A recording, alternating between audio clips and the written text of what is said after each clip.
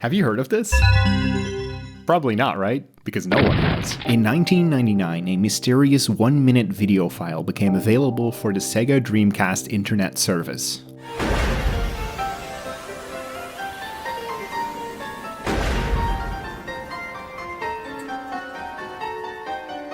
It set up a mystery. Two people meet in an office. The reason is unknown. Then it cuts to this message. To be continued. There are 364 days left. From then on, for the next year, every day a new 1-minute video file would become available. When played in sequence, these videos would tell the story of the Birdcage of Horror, the movie made exclusively for the Dreamcast.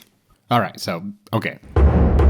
When I found out about this, I had to watch it, because there's nothing like it. I think structure can be a really interesting storytelling tool, like look at Metal Gear Solid 2. There's a reason that game is cut into 2 parts, but most of the game is the second part. It's using the way the narrative is divided to get its themes across, and that's really interesting. I just want to know what this does with the setup. What is a story like when every minute something new, interesting, scary, or exciting has to happen? Like, there's no way that's not gonna be cool, right? Even if this ended up being bad, it wouldn't have mattered to me. Just the fact that I would have experienced a story in a way I had never experienced one before would have been enough for me. On top of that, this also only could have happened during the change of a millennium. You can feel that excitement in the air. It was a big deal at the time. They made movies about it. The 2000 represented the future. The internet was exciting. Consumer-grade video cameras were exciting. The Dreamcast was exciting. So it's so perfect for a story to be told in such a unique way on this platform specifically.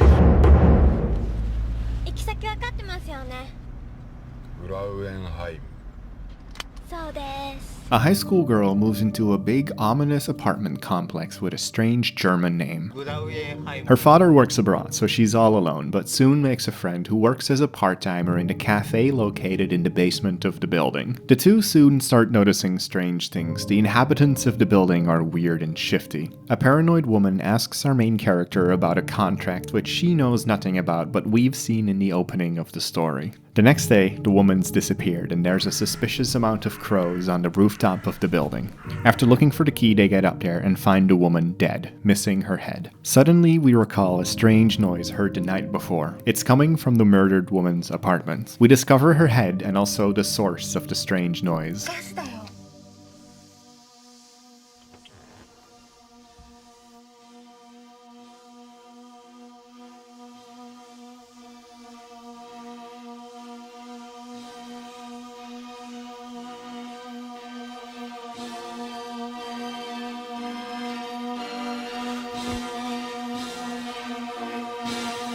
Our main character and her friend decide to start an investigation which runs parallel to that of a detective also connected to the case. From her father, she learns about the contract. She is now part of a death game. The contract states that everyone living in the building is forced to take out a life insurance policy. If 5 of the 10 inhabitants of the building die before the end of the year, then the money from their insurance will be used to wipe away the death of the surviving residents. Of course, our high schooler doesn't have any deaths, but her father does. Instead of leaving, she vows to stay in the building, not killing anyone, but surviving until the end, giving her father a chance at a new life. So, yeah, it's insane, basically.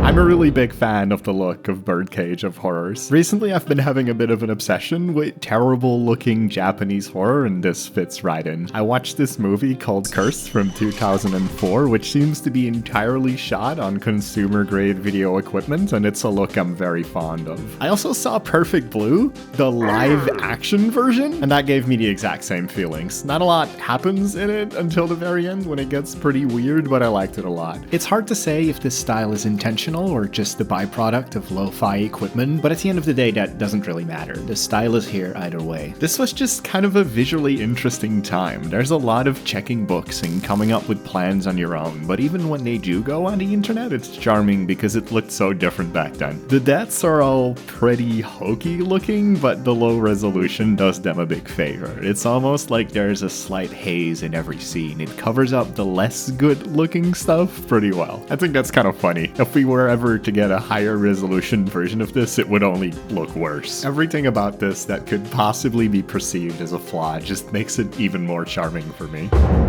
Birdcage of Horrors is something really special. Everything I showed and talked about so far comes only from disc 1 of 6, and this really is the kind of thing you have to experience on your own to get the full effect. That's why I didn't just want to do a recap of the whole thing, I genuinely want you to check this out for yourself. The whole thing has been perfectly translated by Dreamcast Forever, who did an incredible job on this, and you don't even need a Dreamcast. At this point, the whole thing's on YouTube. Oh, and one last thing, every disc features like these interviews with the cast and crew at the end, and the lead actress mentioned that before performing this role, she had never heard of an internet drama before, and that's just so charming to me.